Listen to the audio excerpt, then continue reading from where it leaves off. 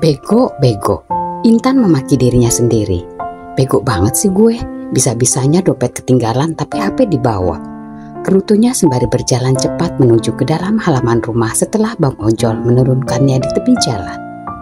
Ia harus kembali ke rumah ketika di tengah perjalanan berangkat kerja teringat tasnya tertinggal di ranjang kamar.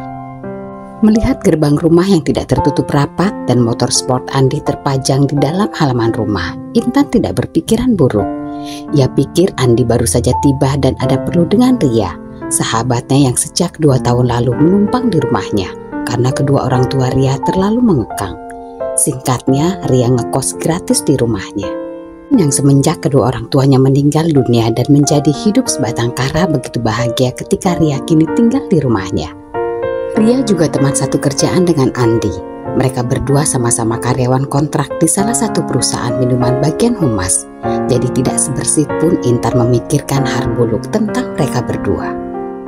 Tapi suara desau aneh yang samar-samar terdengar semakin jelas ketika langkah kaki Intan mendekati rumah, membuat jantung Intan berdegup dengan kencang.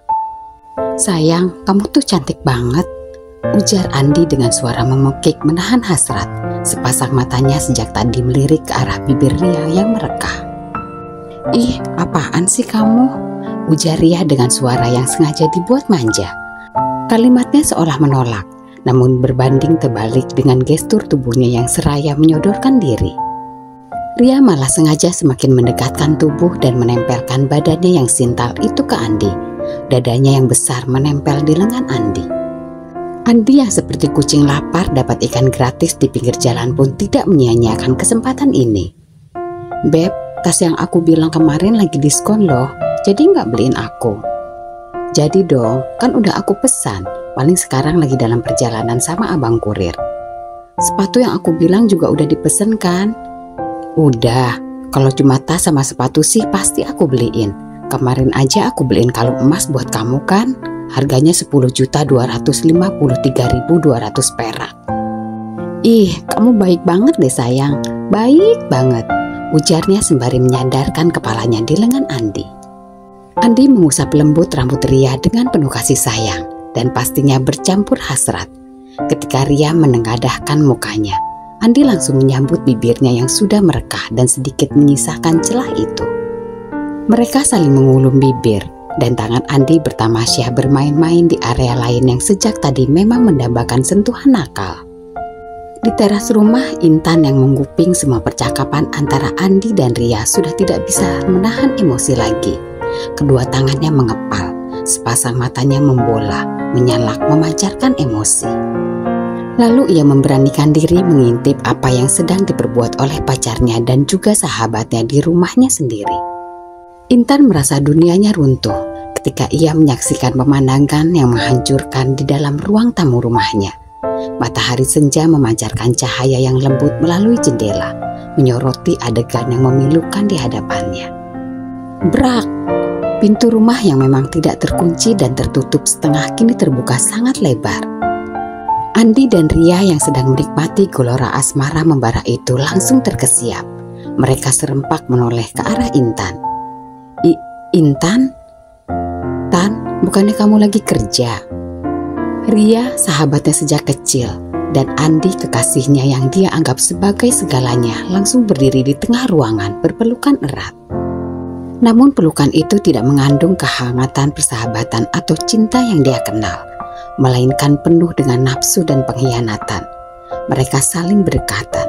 Bibir mereka terlihat sedikit bengkak karena kecupan liar yang terjerumus dalam keintiman yang tidak pantas. Intan terdiam, mata membulat dalam kejutan dan kekecewaan. Dia ingin menolak melihatnya, ingin berteriak dan mengusir bayangan pahit itu dari pikirannya. Tetapi dia tidak bisa bergerak, tubuhnya terpenjara dalam kekakuan. Tiba-tiba rasa amarah memenuhi setiap serat ototnya. Wajahnya memerah. Bibirnya bergetar dalam kemarahannya membara. Dengan langkah yang gemetar, dia mendekati Ria dan Andi. Suaranya melencur dalam teriakan keras. "Bangsat! Apa yang kalian lakukan di sini? Kalian maksiat di rumah gue. Dasar gak tahu diri." Ria dan Andi terkejut. Mereka memisahkan diri dengan cepat. Wajah mereka pucat ketakutan ketika menyadari bahwa mereka tertangkap basah.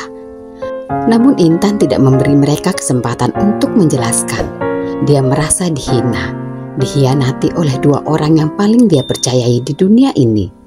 Tanpa ragu Intan melangkah maju, tatapannya menusuk tajam ke arah Ria dan Andi. Kemarahan Intan meluap seperti api liar, menyalak-nyalak sulit dipadamkan, diperkuat oleh pengkhianatan dan luka. Dengan gemetar ia meraih rambut Ria dengan keras, menariknya ke belakang dengan kekuatan. "Ah!" Ria menjerit kesakitan, air mata mengalir di wajahnya sambil ia memohon ampun, tetapi kemarahan Intan tak terbendung. "Kalian pengkhianat yang gak tahu malu, bisa-bisanya lu mesum di rumah gue kayak gini. Kalian sampah, bangsat lo Ria." Andi bergegas maju, mencoba memisahkan kedua wanita itu. Tetapi bukannya menenangkan situasi, tindakannya justru membuat kemarahan Intan semakin memuncak. Pegangan Intan pada rambut Ria semakin kuat, disertai dengan jeritan parau Ria yang memengkik minta ampun. Intan menjambak rambut Ria hingga helaian-helaian rambut berwarna pirang itu menempel di telapak tangannya, dan kemudian ia mengarahkan pukulan keras ke pipi Ria. Pipi kanan, pipi kiri, perut Ria tidak luput dari serangan Intan yang sudah lepas kendali. Suara jerit makian dan tangis saling bersahutan bergema di ruangan. Emosi Intan bercampur dengan tangisan Ria dan permohonan putus asa Andi untuk kedamaian. "Hentikan Intan, kalau kayak gini gak akan menyelesaikan apapun. Please, mending kita omongin baik-baik ya." Tetapi emosi dan kecewa Intan sudah tak terbendung. Hatinya hancur, setiap serpihan menusuk jiwa dengan rasa sakit pengkhianatan. Dia merasa seperti orang bodoh karena pernah percaya pada Ria dan Andi, karena membuka rumah dan hatinya untuk mereka. "Intan, please maafin gue." Karena kelelahan, Intan melepaskan cengkraman kuatnya yang menjambak rambut panjang Ria. Ria duduk lunglai di atas lantai dengan wajah memar-memar, sudut bibirnya berdarah. Andi yang melihat Ria teraniaya langsung iba. Ia langsung memeluk Ria tanpa memikirkan perasaan Intan. Ia memapah Ria, membantunya berdiri. Intan kesal dengan semua itu. Kini sasaran amarahnya beralih pada Andi. Ia sudah mengayunkan tangan ke atas dan hendak memukul Andi. Namun tangan Intan yang melayang itu segera ditahan oleh Andi. Andi mencengkram pergelangan tangan Intan sangat kuat. Sorot matanya menatap tajam. Sejenak Intan dan Andi saling menatap satu sama lain. Kilat amarah masih terpancar dari manik mata Intan. "Kalian berdua keluar dari rumah ini sekarang juga." Ria dan Andi berdiri terpaku. Mereka tahu bahwa mereka telah membuat kesalahan besar. Namun sebelum mereka bisa merespon, Intan bersuara sekali lagi. "Lu berdua udah gak layak menjadi bagian dari hidup gue. Keluar dari rumah gue. Dan jangan sekali-sekali lagi lu nginjek kemari." Mereka tidak berani menentang. Dengan perasaan malu dan penyesalan yang menghantui, Ria dan Andi meninggalkan rumah itu dengan cepat, meninggalkan Intan sendirian dalam keheningan yang menyakitkan. "Kalian akan dapat karma karena kalian udah nyakitin gue.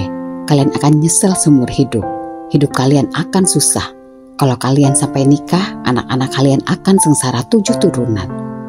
Sumpah serapahnya meluncur begitu saja tanpa pikir panjang. Mendengar makian dan sumpah buruk Intan, Andi menghentikan langkah kakinya. Ia membalik badan dan menatap Intan tajam. "Lu yang akan nyesel karena nggak mau dengerin penjelasan kita." "Hah? Penjelasan? Masih bisa ya bilang kayak gini?"